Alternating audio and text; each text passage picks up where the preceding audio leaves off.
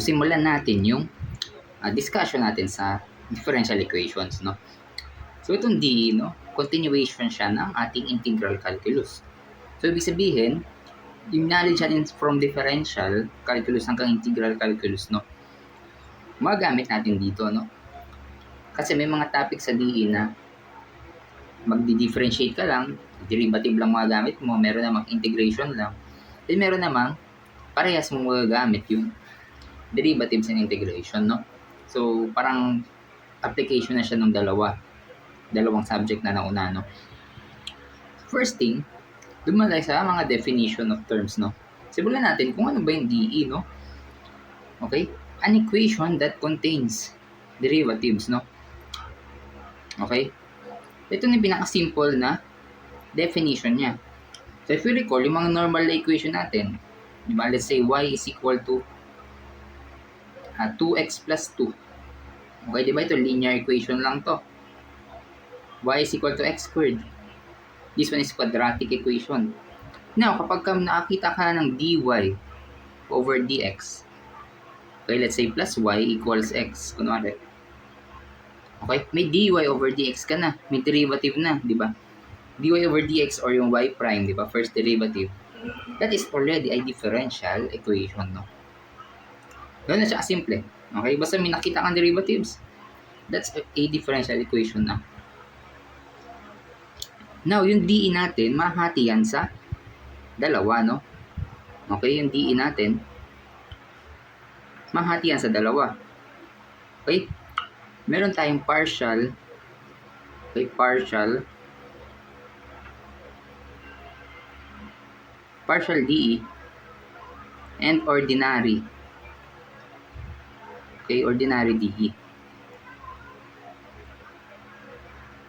Okay, so sa course na differential equation natin, no? Ang pinaka-discuss lang talaga lahat, no? Sa lahat, ay yung mga ordinary DE lang, no? Kasi partial DE sa advanced subjects pa yan tinuturo. Okay, so i-focus lang muna tayo sa mga ordinary DE. Now, ano ba ang pinagkaiba ng dalawang yan? So, the only difference ay yung number ng independent variable. So, yung partial DE natin, meron niya 2 or more independent variable. Okay, yan. Independent variable yan, no? Kasi ito mga ordinary, 1 lang. 1 independent variable lang. Okay, so papatanong agad kayo. Ano yung independent variable? So, syempre, may independent, meron din tayong dependent, no? So, madali lang siya, no? Ganito lang.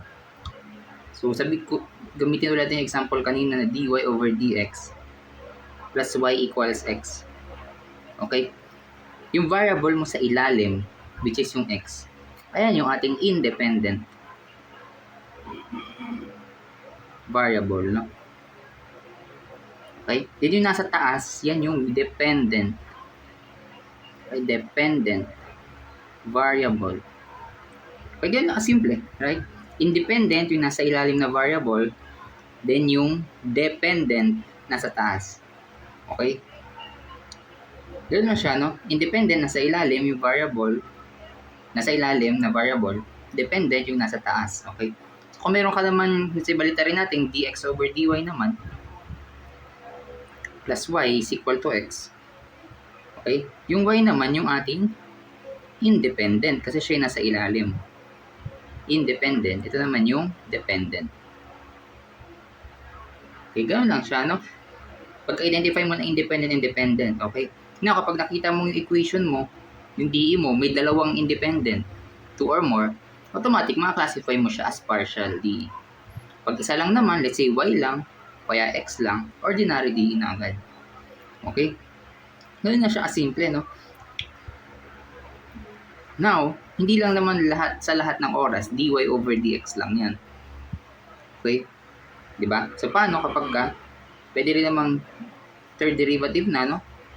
Let's say we have this plus, let's say, dy over dx. Okay, pwede rin namang na-squared na to. Okay, plus y is equal to, kunwari, e raised to x.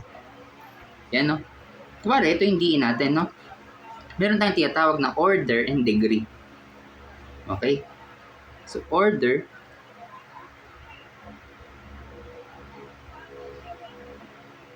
and degree, no? Okay, now paano natin malalaman yung order and degree na isang DE? Kunwari, itong example, itong DE natin, no? Okay? Yung order niya is yung highest derivative. Okay, highest derivative, no? Highest derivative.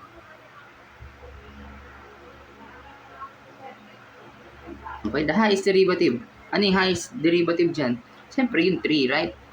That's third derivative, right? Therefore, yung order mo ay 3. Okay? What about yung degree? Yung degree ay simply yung exponent ng highest order. Or simply exponent ng highest derivative. Ano bang exponent nito? Diba? Naka-raise lang naman siya sa 1. Okay? Hindi lang natin nilalagay yung 1, diba? Pero automatic 1 yan. So therefore, ang degree mo ay 1. Okay? So ang common mistake dito kasi minsan degree ang iniisip highest exponent agad. So ang kalimitang mali dito ay ang na-consider na degree ay yung 2. Kasi 'di ba highest exponent, which is mali, right? Kasi yung degree ay highest exponent nung highest yung degree ay exponent ng okay, exponent of the highest derivative, no?